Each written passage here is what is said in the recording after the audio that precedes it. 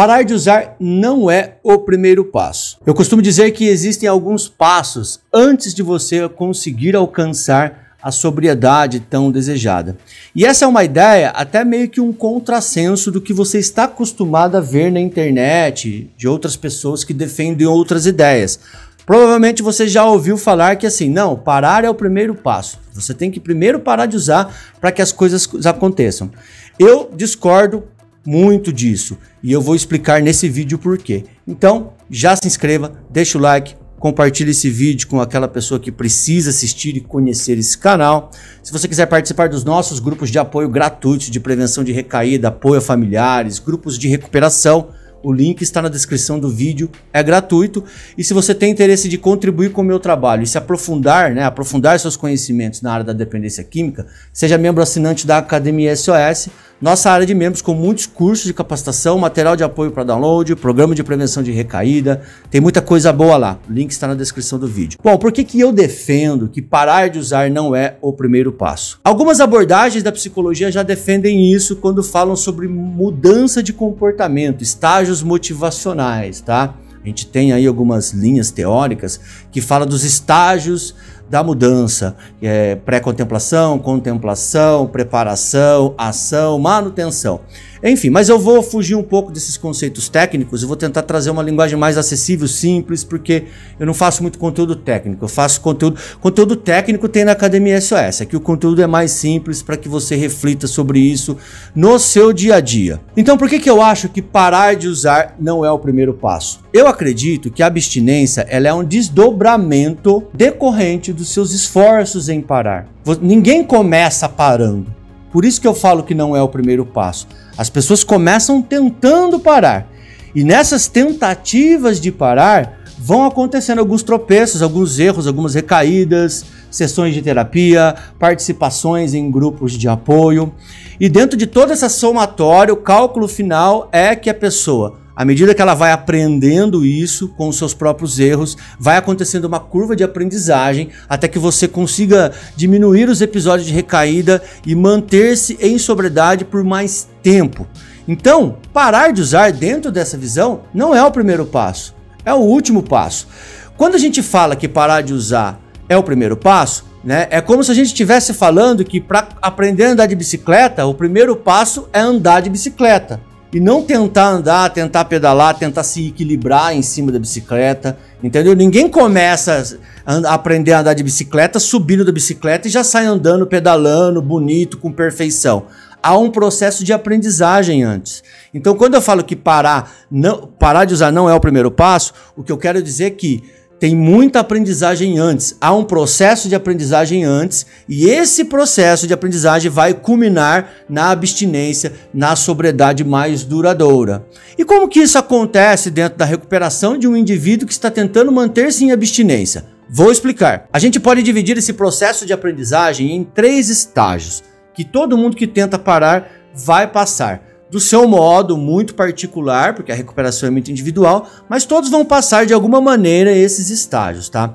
A primeira fase, o que eu chamo de fase de relutância, é a fase da negação, é a fase em que a pessoa vai proteger o vício, a fase que a pessoa vai resistir às mudanças, a fase das ambivalências, que são conflitos internos, ora a pessoa quer parar de usar, ora a pessoa quer usar. Então, por exemplo, você vê um caso específico de uma pessoa que quer parar de usar, ela decidiu parar de beber, parar de usar. E daí o que acontece? Na segunda, muitas vezes, ela quer parar de usar, porque recaiu no fim de semana, e daí tá com ressaca, tá sofrendo ali a depressão pós-uso, aí ela quer parar. Chega na sexta-feira, pelo fato ainda dela ser iniciante, ela não aprendeu nenhum tipo de estratégia de enfrentamento de situações difíceis, situações de risco para recaída. Amigo chamando, barzinho, estados emocionais que ela não consegue controlar, como euforia, por exemplo, ansiedade, a própria vontade de consumir a substância. Todos esses desafios, a gente chama de ambivalência, que é o conflito interno, é um dilema que a gente vive. Ora eu quero parar, ora eu quero usar. É como se fosse uma balança em que em um momento o querer parar pesa mais, e em outro momento o querer usar pesa mais. E nesse querer usar, querer parar, ocorre muitas formas de negação, barganhas, eu tentando negociar com o meu próprio uso. Ah, só mais uma, um final de semana não vai dar nada. Ah, eu vou abrir uma exceção nesse carnaval. É casamento de um grande amigo meu, vou abrir uma exceção. Então, todos esses processos de negação, proteção do vício, barganha, ambivalência, tudo isso vai acontecer no começo. E isso não quer dizer que o processo não está acontecendo. Isso faz parte. Para que a gente mude um comportamento resistente, de difícil mudança, como é o uso dependente de substâncias, muitas vezes nós precisamos lutar, enfrentar e desconstruir muitas defesas psicológicas sustentadas por esse vício que foi construído durante os anos. Você não usa droga faz um dia, muitas vezes a pessoa usa droga durante muitos anos. Então, ela tem todo um arcabouço de mecanismos de defesa psicológica que tem que ser quebrados. E isso não é do dia para a noite. Isso acontece com um processo de aprendizagem que vai, muitas vezes, exigir muito da pessoa, né? Vai acontecer muitas recaídas, muitos prejuízos, e muitas vezes essas consequências negativas das próprias recaídas, os prejuízos, é que vão fazendo que a pessoa, nesse primeiro estágio inicial, nesse primeiro passo, ainda não consiga parar. Mas ela já começa a lutar contra o seu próprio uso, lutar contra o desejo de usar. E a luta, só a luta, né, só o fato de você lutar contra o desejo de usar, para mim já é um passo importante rumo à recuperação. Todas essas experiências vão fazer parte do processo de construção da convicção de parar de usar. Aí a gente entra no segundo estágio, que é o estágio dos desafios e dificuldades. Quando você rompe com a negação, explora e trabalha as suas ambivalências, esses conflitos internos, né? Aprende a não barganhar mais com o uso, quebra as resistências da mudança. Aí você vai começar a passar por algumas dificuldades próprias da recuperação, como dificuldades em lidar com estados emocionais eliciadores da vontade de usar e da recaída, os próprios lapsos e recaídas que vão acontecendo no processo. Eu costumo dizer que a recaída faz parte da recuperação, porque se a recuperação é um processo de aprendizagem, logo o erro faz parte desse processo. E o erro significa recaída. Aí temos também as dificuldades sociais, por exemplo, as dificuldades de fazer novas amizades, dificuldades de evitar as amizades antigas que convidam você para consumir substâncias, as dificuldades de mudança de ambiente, porque muitas vezes a gente está inserido dentro de um contexto ambiental muito difícil de sair, e as dificuldades de resistir às próprias tentações. Só que tudo isso, todos esses desafios e dificuldades, eles são o segundo passo, vamos colocar assim. É o passo, é o estágio que vai te dar casca, uma casca robusta para enfrentar a dependência. Sem passar por isso, você não cria casca, você não se fortalece, você não cria resistência, você não cria um ser humano mais forte, capaz de não usar mais substâncias, de recusar, de resistir às tentações, de mudar as amizades, de resistir ao convite dos amigos, de resistir o sextou, de resistir o fim de semana, de resistir o feriado, o Natal, o Carnaval, todas essas situações que são difíceis para qualquer dependente químico que está tentando parar de usar. E o último estágio, o terceiro estágio, está relacionado com as aprendizagens de habilidades socioemocionais que você precisa aprender. Não que os estágios anteriores, o 1 e o 2, você não tenha aprendido nada. Você aprendeu. Aprendeu muito na questão psicológica, emocional e até comportamental, mas os primeiros estágios eu costumo dizer que ele é mais cognitivo e emocional, porque você tem que vencer a sua própria cabeça, você tem que vencer a sua própria vontade. Aí o terceiro estágio tem a ver com habilidades emocionais e sociais. E muitas vezes isso passa pelo desenvolvimento da aprendizagem de habilidades práticas. Por exemplo, manejo da raiva, aprender técnicas para manejar a raiva, técnicas cognitivas e comportamentais, manejo da ansiedade, aprender técnicas de respiração controlada para acalmar a ansiedade, e as habilidades sociais, que passa pela aprendizagem de coisas como aprender a dizer não para os amigos.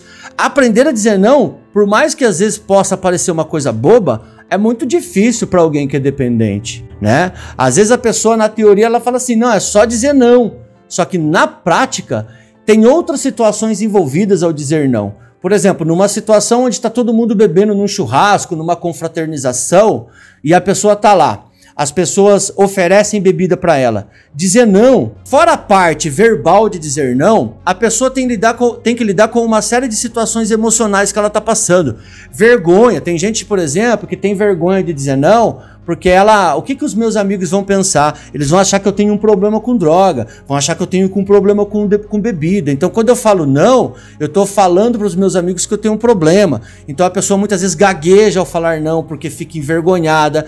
A pessoa muitas vezes sente que vai desagradar os outros. Então, o medo de desagradar, a pessoa muitas vezes quer aprovação social. E quando a gente fala de medo de desagradar e aprovação social, nós estamos falando de autoestima. Então você tem que trabalhar sua autoestima em terapia. Nós estamos falando da questão comportamental habitual, que é muitas vezes o ficar sem nada na mão, né? Porque quando a pessoa está acostumada a beber, por exemplo, ela sempre tem um copo na mão. Aí quando ela para de beber, ela não tem nada. Então ela fica agoniada, ela fica angustiada ali. Nossa, parece que está faltando alguma coisa na mão. Então tem também que ter um planejamento aí do que eu vou beber numa situação dessa. Então, apesar de parecer fácil falar não, não é tão simples assim. Então todas essas dificuldades de aprendizagem, de habilidades relacionadas à recuperação, você vai passar. E esse é o terceiro estágio, o terceiro passo. Aí, somente depois disso, aí sim, você vai conseguindo ficar de abstinência, porque você vai conseguindo vencer essas situações, tanto internas, dentro da sua cabeça, quanto externas, como sociais e ambientais. Aí quando você consegue criar casca e lidar melhor com tudo isso, aí vem o parar de usar, porque daí você consegue diminuir as recaídas, você vai passando por um processo onde você vai cada vez menos, você vai recaindo cada vez menos, tendo cada vez menos lapsos, volta ao uso. E daí quanto menos lapso, menos recaída você tem, mais habilidade para lidar com essas situações você vai desenvolvendo, você vai criando casca e habilidade. E daí até que você se percebe, você está lá 6 meses, 1 ano, 2 anos em sobriedade. Então veja que o parar de usar é consequência, a não ser que a pessoa se interne. Quando a pessoa se interna, ela está se forçando a parar de usar para que ela inicie o processo. Nesse caso, parar de usar é o primeiro passo. Para pessoas, muitas vezes, que escolheram se internar porque não dão conta, muitas vezes, de parar, né, de passar por esse processo que eu falei. Então, somente em casos de internação é que o indivíduo para de usar em primeiro lugar. O primeiro passo é parar de usar. Só que nem sempre parar de usar como primeiro passo vai garantir que você continue sem usar. Porque tem pessoas que deram esse primeiro passo. Não, parar de usar é o primeiro passo, então eu preciso me internar. Aí ela fica lá fechada numa clínica, numa comunidade, durante 9 meses. Ficar sem usar dentro desses lugares é fácil, não tem droga, é tranquilo. Se você se adaptar ao modelo de tratamento, você fica tranquilamente. Daí quando a pessoa sai, ela recai. Por quê? Porque ela não aprendeu a parar de usar aqui fora. Parar de usar, você precisa aprender a parar de usar. É por isso que eu acho que às vezes a internação, ela pode ajudar, ela é útil, mas nem sempre vai fazer milagre. Por quê? Porque quando você se força a parar de usar através de uma internação, você não está aprendendo a ficar sem a substância. Você está se forçando a ficar sem a substância.